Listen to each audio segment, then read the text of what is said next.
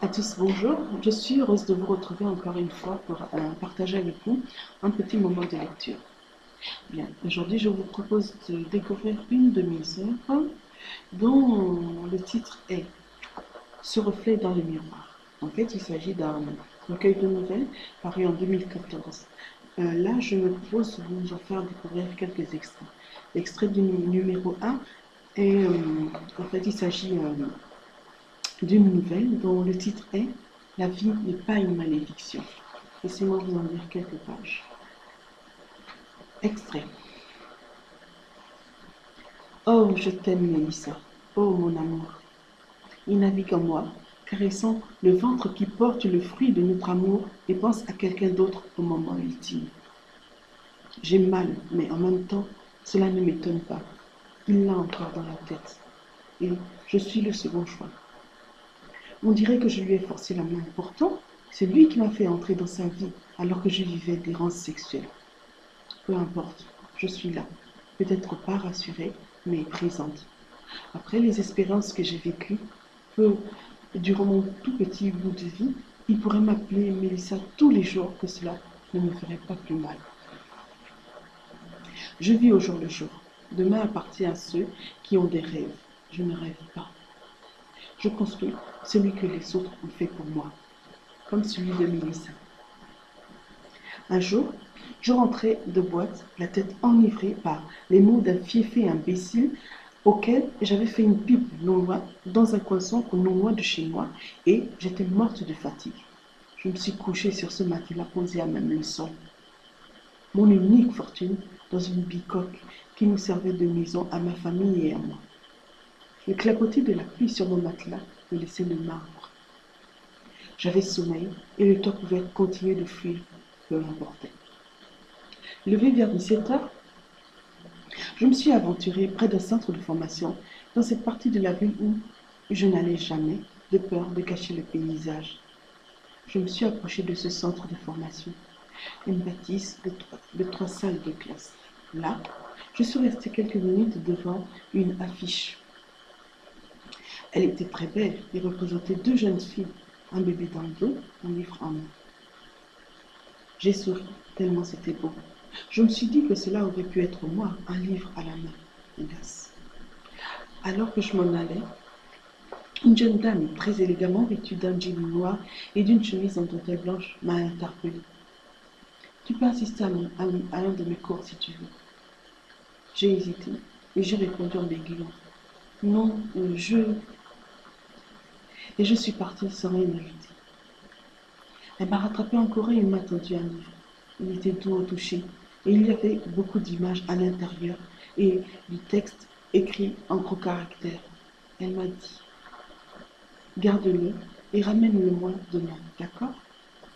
J'ai tourné les pages de ce livre. J'ai regardé les images, essayé de distinguer les E des A, les T des P. Mais je suis restée incapable de lire toutes ces phrases. J'ai rapporté le livre à la belle dame le lendemain. Elle m'a serré la main et dit, je suis Mélissa. Entre un instant, nous allons discuter. Ses manières, la façon qu'elle avait de s'exprimer, de s'intéresser à moi, m'aurait fait pleurer en d'autres temps. Je restais étonnée de la confiance qu'elle avait en moi, qui n'avait encore rien osé lui demander. Alors, je me suis confiée à elle. Je m'appelle Merveille, je ne sais pas lire. Je suis allée à l'école, mais j'ai vite abandonné tout ça. Elle m'a demandé pourquoi. Je lui ai raconté que, venue de mon village où le premier jour de classe, alors que j'avais 7 ans, le fils adolescent de mon enseignant avait essayé de frotter son sexe au mien, je pensais sérieusement faire les choses comme ma grande sœur Fleur, qui voulait manger tous les livres d'école de la voisine Sophie. Maman, qui travaillait comme femme de ménage chez les Blancs, nous avait inscrits à l'école publique. Nous ne parlions pas un mot de français, mais ma sœur se mettait devant la radio et répétait tous les jours les mots qu'elle entendait sans même les comprendre. Elle allait regarder la télévision chez Abou, l'épicier du coin, et Saint-Jean, la présentatrice du journal télévisé. Moi, à 9 ans, j'avais très vite été intimidée par l'intelligence des pucerons de ma classe.